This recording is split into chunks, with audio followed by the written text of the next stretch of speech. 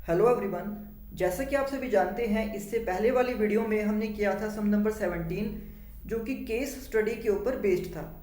और इस वीडियो में हम कर रहे हैं सम नंबर 18 को। और यहाँ पर हमें केस दिया गया है स्केल फैक्टर एंड सिमिलैरिटी का। तो कहा गया है a scale drawing of an object is the same shape as the object but a different size.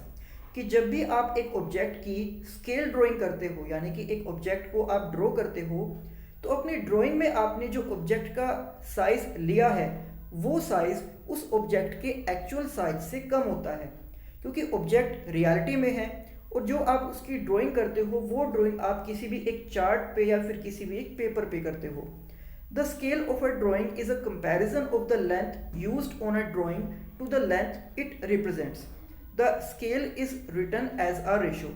तो मान लीजिए आप एक कार की ड्राइंग करते हैं, तो जैसे कि आपको पता है कि कार का साइज बड़ा होता है, लेकिन जब उसको हम किसी चार्ट के ऊपर या किसी पेपर के ऊपर ड्रॉ करेंगे तो उसकी शेप तो बिल्कुल वैसी ही होगी जिस कार को देखकर हम उसकी ड्राइंग कर रहे हैं, बट उनका जो साइज है उस साइज में बहुत ज़्यादा डिफरेंस होता है।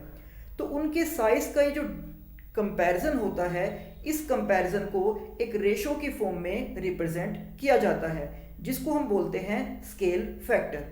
अब इसके बाद कहा गया है the ratio of two corresponding sides in similar figures is called the scale factor.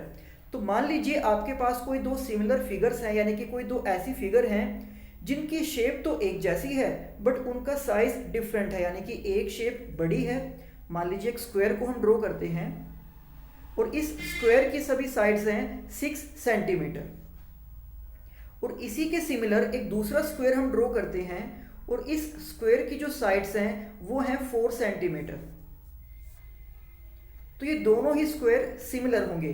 आप देख सकते हो कि इनकी शेप सेम है क्योंकि दोनों ही स्क्वायर हैं, बट इनका जो साइज है वो डिफरेंट है। तो यहाँ पर इन दोनों के जो लेंथ का कंपैरिजन होगा उसी को हम बोलते हैं स्केल फैक्टर। और उसको रिप्रेजेंट करने के लिए यहाँ पर लिखा गया है कि scale factor equals to length in image divide by corresponding length in object. यानी कि स्केल फैक्टर को फाइंड आउट करने के लिए, उस रेशो को फाइंड आउट करने के लिए आपको न्यूमरेटर में लिखना होता है लेंथ इन इमेज, यानी कि जो इमेज आपने ड्रॉ की है उस इमेज में उस ऑब्जेक्ट की लेंथ क्या है, और ऑब्जेक्ट की लेंथ एक्चुअल में क्या है उससे हम उस इमेज वाली लेंथ को डिवाइड करते हैं। तो यहाँ से हमें मिलता है स्केल फैक्टर यानी कि ratio. If one shape can become another using resizing, then shapes are similar। कि जब भी एक शेप को हम रिसाइज करते हैं, यानी कि उसका साइज छोटा करते हैं या उसका साइज बड़ा करते हैं, बट शेप सेम रहे, तो इस तरह की फिगर्स को हम बोलते हैं सिमिलर फिगर्स। जैसे कि आप यहाँ पर देख सकते हो इस डायग्राम के अंदर कि यहाँ पर एक ट्रायंगल है ये वाला, और इसको रिसाइज करके जब छोटा किया तो एक ट्रायंगल बन गया है ये वाला।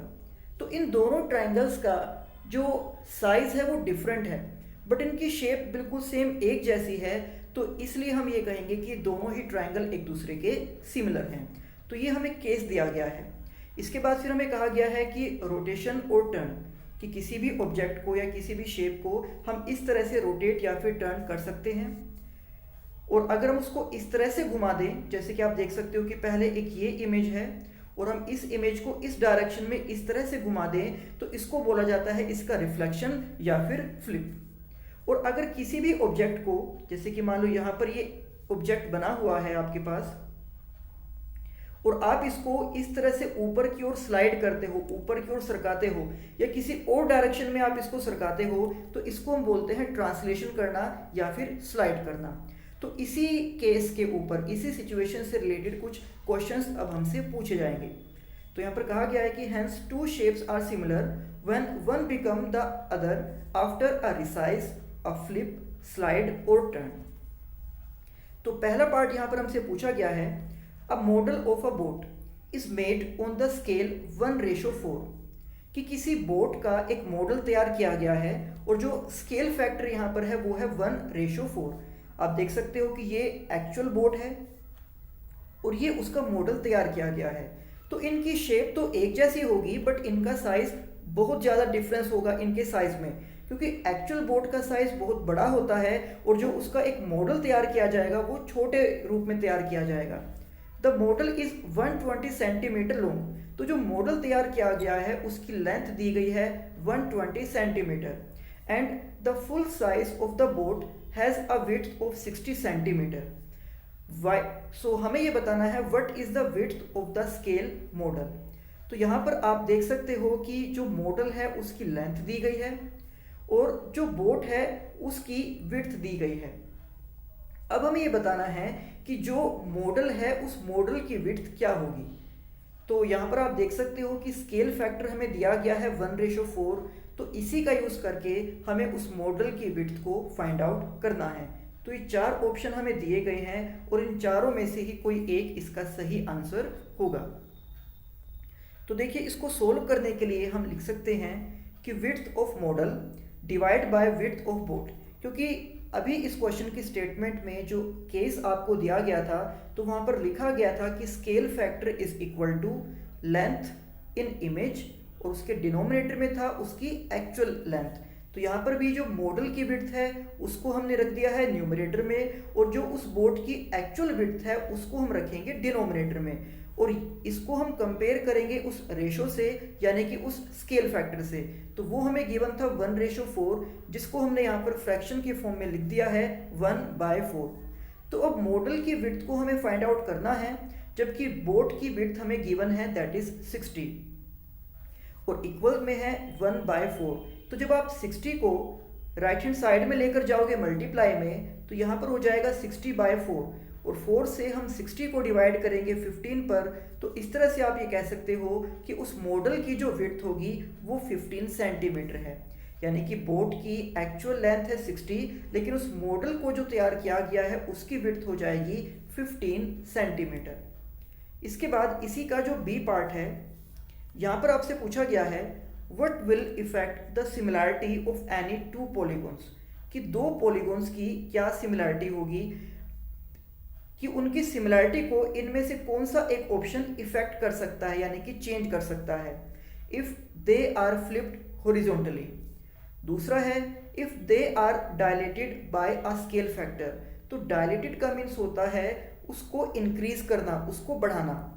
उसके बाद कहा गया है they are translated down. Translated down का मीन्स आपको मैंने बताया था कि आप एक ऑब्जेक्ट को या फिर एक शेप को सरका कर उसके पोजीशन को चेंज करते हो तो उसको हम बोलते हैं स्लाइड करना या फिर ट्रांसलेशन करना। दूसरा कहा गया कि they are not the mirror image of one another, कि वो दोनों ही ऑब्जेक्ट, वो दोनों ही पॉलीगॉन्स एक दूसरे की मिरर इमेज ना हो। तो देखिए, जब भी आप किसी पॉलीगॉन को फ्लिप करते हैं हॉरिजॉन्टली, मान लीजिए आपके पास एक पॉलीगॉन है ट्रायंगल की शेप में, तो ट्रायंगल, क्वाड्रिलेटरल, पेंटागन, हेक्सागोन ये सभी पॉलीगॉन्स ही होते हैं। तो मान लीजिए आपके पास एक ट्रायंगल है इस शेप में, तो जब आप इसको हॉरिजॉन्टली फ्लिप करोगे तो ये इस तरह से हो जाएगा। बट दोनों ही केस में जो इनका साइज है वो सेम रहेगा, जो इनकी शेप है वो भी सेम रहेगी, यानी कि इनकी सिमिलैरिटी में कोई चेंज नहीं आएगा, वो इफेक्ट नहीं आएगा। इसके बाद है second part, they are dilated by a scale factor. तो मान लीजिए आपके पास एक स्क्वायर है और इस स्क्वायर की साइड्स हैं आपके पास 4 सेंटीमीटर और आप इसको डायलेट करते हो यानी कि आप इसको इंक्रीज करते हो, इसको बढ़ाते हो। तो यहाँ पर आप देख सकते हो कि अगर अब इस स्क्वायर की साइड्स हो जाएं 6 सेंटीमीटर तो दोनों का जो साइज है वो तो डिफरेंट हो गया है बट इनकी शेप अभी भी सेम है, यानी कि ये दोनों पॉलीगॉन्स अभी भी सिमिलर ही हैं, यानी कि इनकी सिमिलैरिटी में कोई चेंज नहीं आया, उसमें कोई इफेक्ट नहीं आया। थर्ड है दे आर ट्रांसलेटेड डाउन। अगर उसको नीचे की ओर सरकाया जाए तो मान लीजिए आपके पास एक पेंटागन है और आप इसको ट्रांसलेट कर रहे हो यानी कि आप इसको स्लाइड कर रहे हो नीचे की ओर। तो जब आप इसको नीचे की ओर सरका दोगे तो भी दोनों केसेस में इसकी जो शेप है वो सेम ही रहेगी, यानी कि दोनों केस में ये पॉलीगॉन्स सिमिलर ही रहेंगे, इसमें कोई चेंज नहीं आएगा। दैट मीन्स कि पहले 3 ऑप्शन जो दिए गए हैं तो अगर हम इन तीनों एक्शंस को परफॉर्म करते हैं तो उन दोनों पॉलीगॉन्स की सिमिलैरिटी में कोई चेंज नहीं आएगा। बट अगर they are not mirror image of one another. अगर दो पॉलीगॉन्स ऐसे हों कि वो दोनों एक दूसरे की मिरर इमेज नहीं हैं। जैसे कि आपको पता है कि अगर आप मिरर में किसी भी ऑब्जेक्ट को देखते हो तो वो आपको इन्वर्टेड दिखता है। जैसे कि मान लो आपने लिखा है बी और आप उसको मिरर में देखते हो तो वो आपको इस तरह से इस शेप में दिखाई देगा। तो मान लीजिए आपके पास एक ट्रायंगल है इस शेप में, तो जब आप उसको मिरर में देखेंगे तो आपको वो ट्रायंगल इस शेप में दिखाई देगा, यानी कि ये दोनों एक दूसरे की मिरर इमेज है। बट अगर दो पॉलीगॉन्स ऐसे हों जो दोनों ही एक दूसरे के मिरर इमेज ना हो तो वो सिमिलर नहीं रहेंगे, यानी कि उनकी सिमिलरिटी चेंज हो जाएगी, तो उसमें इफेक्ट आ जाएगा, उसमें एक चेंज आ जाएगा। इसलिए हम कहेंगे कि जो इसका ऑप्शन नंबर 4 है वही इसका राइट आंसर है, कि अगर दो पॉलीगॉन्स एक दूसरे की मिरर इमेज नहीं होंगे तो वो दोनों सिमिलर नहीं होंगे। इसके बाद है इसका C part. If two similar triangles have a scale factor of A ratio B. मान लीजिए कोई भी दो ट्राइंगल हैं और उनकी जो साइड्स का कंपैरिजन हम करते हैं तो उनका रेशो आता है ए रेशो बी। तो हमें ये बताना है कि which statement regarding the two triangles is true. तो जो चार स्टेटमेंट्स हमें दी गई हैं हमें ये बताना है कि इनमें से कौन सी स्टेटमेंट ट्रू है। तो देखिए, अगर दो ट्राइंगल्स का स्केल फैक्टर हमें दिया गया है ए रेशो बी, इसका मतलब ये है कि उन दोनों ट्राइंगल्स की जो भी कोरस्पॉन्डिंग साइड्स होंगी उनका भी scale factor A ratio B ही होगा, और जो उन दोनों ट्राइंगल्स का पेरीमीटर है उसका भी scale factor A ratio B ही होगा। तो यहाँ पर हमें पहले पार्ट में स्टेटमेंट दी गई है, यानी कि फर्स्ट स्टेटमेंट दी गई है the ratio of their perimeters is 3a ratio B. तो ये स्टेटमेंट गलत है, क्योंकि अगर उन ट्राइंगल्स का scale factor A ratio B है तो उनके पेरीमीटर्स का भी scale factor A ratio B ही होना चाहिए था। उसके बाद सेकंड पार्ट है कि their altitudes have a ratio A ratio B. इसका मीन्स ये वाली स्टेटमेंट सही हो जाएगी कि अगर दो सिमिलर ट्राइंगल्स का scale factor A ratio B है तो उनकी सभी कोरस्पॉन्डिंग साइड्स का भी रेशो, उनके एल्टीट्यूड्स का रेशो, उनकी मीडियंस का रेशो एंड उनके पेरीमीटर्स का रेशो ए रेशो बी ही रहेगा। और यही हमें दिया गया है इस ऑप्शन नंबर 2 में, दैट मीन्स कि यही इसका राइट आंसर हो जाएगा। आगे फिर कहा गया है कि इसका जो डी पार्ट है, the shadow of a stick 5 metre long is 2 metre. तो एक स्टिक है जिसकी लेंथ है 5 मीटर और उसकी जो शेडो, उसकी जो परछाई बनती है उसकी लेंथ 2 मीटर है। At the same time the shadow of a tree, तो एक ट्री है, उस ट्री की हाइट है 12.5 मीटर। तो हमें ये बताना है कि उस ट्री की जो शेडो होगी उसकी लंबाई, उसकी लेंथ कितनी होगी। तो इसको सोल्व करने के लिए यहां पर हम लिखेंगे कि height of tree divide by height of stick is equal to length of shadow of tree divide by length of shadow of stick. क्योंकि यहाँ पर जो ट्री एंड स्टिक है उन दोनों की हाइट एंड उन दोनों की शेडो की जो लेंथ है वो सेम रेशो में होगी, तो इसलिए यहाँ पर हमने एक साइड में लिखा है ट्री एंड स्टिक की एक्चुअल हाइट को, और दूसरी साइड में हम उनको कंपेयर कर रहे हैं ट्री एंड स्टिक की जो शेडो है उसकी लेंथ को। तो यहाँ पर स्टेटमेंट में हमें गिवन है उस ट्री की एक्चुअल हाइट जो कि है 12.5, उसी के साथ उस स्टिक की भी हाइट हमें गिवन है वो है 5। उसके बाद जो ट्री की शेडो की लेंथ है ये हमें यहाँ पर फाइंड आउट करना है, और स्टिक की शेडो की लेंथ हमें गिवन है 2।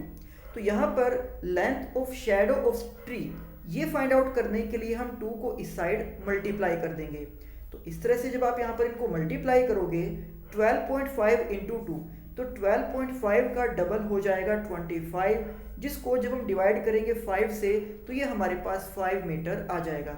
आप इसको शॉर्ट तरीके से भी कर सकते हो, इस तरीके से जैसे कि आपको यहाँ पर डायग्राम दिया गया है, और क्वेश्चन के अंदर जो आपको यानी कि स्टेटमेंट के अंदर आपको जो ये इसके मेजरमेंट्स दिए गए हैं तो वो है कि स्टिक की लेंथ है 5 मीटर और उसकी शेडो की लेंथ है 2 मीटर। इसी तरह से जो ट्री है उसकी हाइट है 12.5 मीटर और उसकी जो शेडो है उसकी लेंथ हमें बतानी है, जिसको हम x या किसी और वेरिएबल के इक्वल लेट कर सकते हैं।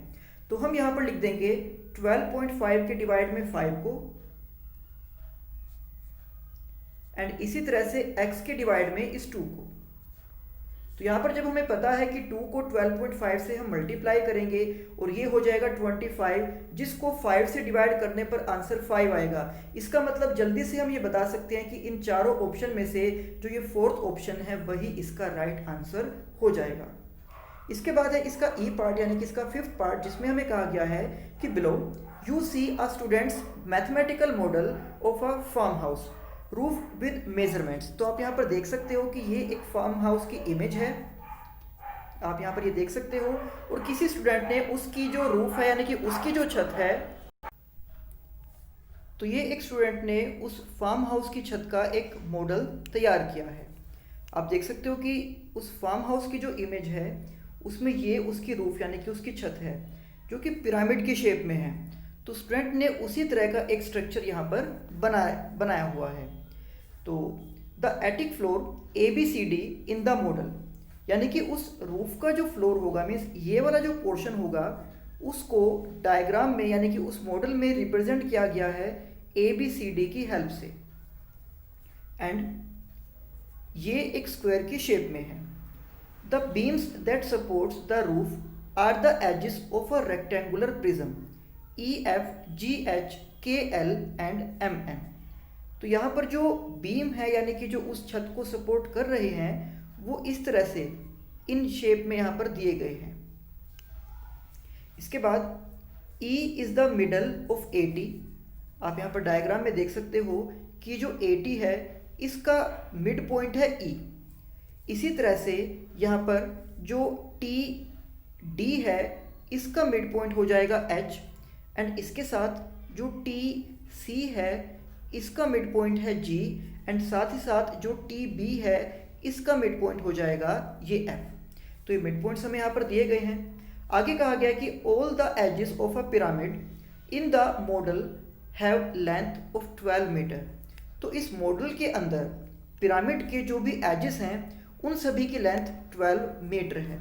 तो आप देख सकते हो कि उस पिरामिड के जो एजेस हैं 1 2 3 4 5 6 7 एंड 8, ये सभी जो 8 एजेस हैं इनकी लेंथ हमें गिवन है 12 मीटर। और यहाँ पर हमें बताना है कि what is the length of EF where EF is one of the horizontal edges of the block. तो यहाँ पर हमें फाइंड आउट करना है इस EF की लेंथ को, जबकि ये जो EF है वो हॉरिजॉन्टल है। हॉरिजॉन्टल है दैट मीन्स कि वो इस AB के पैरेलल में है। तो हमें यहाँ पर उस पिरामिड के सभी एजेस की लेंथ दी गई है 12 मीटर, जिसका यूज़ करके हमें इस EF की लेंथ को फाइंड आउट करना है। तो जैसे कि हमें कहा गया था कि E TA का मिड पॉइंट है और जो F है वो इस TB का मिड पॉइंट है, यानी कि T से लेकर E तक की जो लेंथ है ये 6 मीटर होगी, A से लेकर E तक की जो लेंथ है ये भी 6 मीटर होगी। इसी तरह से TF 6 मीटर, FB ये भी 6 मीटर, और A से लेकर B तक की जो लेंथ है ये है टोटल 12 मीटर। तो अब यहाँ पर इस EF की लेंथ को फाइंड आउट करने के लिए हम यूज़ करेंगे ट्राइंगल की सिमिलरिटी का। एक ट्राइंगल हमें लेना होगा TEF, और दूसरा ट्राइंगल जो हम यहाँ पर यूज़ करेंगे वो होगा TAB। तो जैसे कि आप देख सकते हो कि इन दोनों ही ट्राइंगल्स में जो एंगल T होगा ये दोनों में कॉमन है। इसके बाद जो एंगल यहाँ पॉइंट A पर बनेगा सेम उतना ही एंगल होगा यहाँ पर पॉइंट E पर, क्योंकि हमें पता है कि EF एंड AB दोनों एक दूसरे के पैरेलल हैं, तो कोरस्पॉन्डिंग एंगल से दोनों ही एंगल्स एक दूसरे के इक्वल हो जाएंगे। इसी तरह से जो एंगल यहाँ F पॉइंट पर बनेगा सेम वही एंगल यहाँ पॉइंट B पर भी होगा। तो इस तरह से इन दोनों ही ट्राइंगल्स के जो तीनों एंगल्स हैं, यानी कि एक ट्राइंगल हमने लिया है TEF और इसके बाद दूसरा ट्राइंगल हमने लिया है TAB, तो इन दोनों ही ट्राइंगल्स के जो कोरस्पॉन्डिंग एंगल्स हैं वो एक दूसरे के इक्वल हैं, मीन्स ये ट्राइंगल एक दूसरे के सिमिलर हो जाएंगे।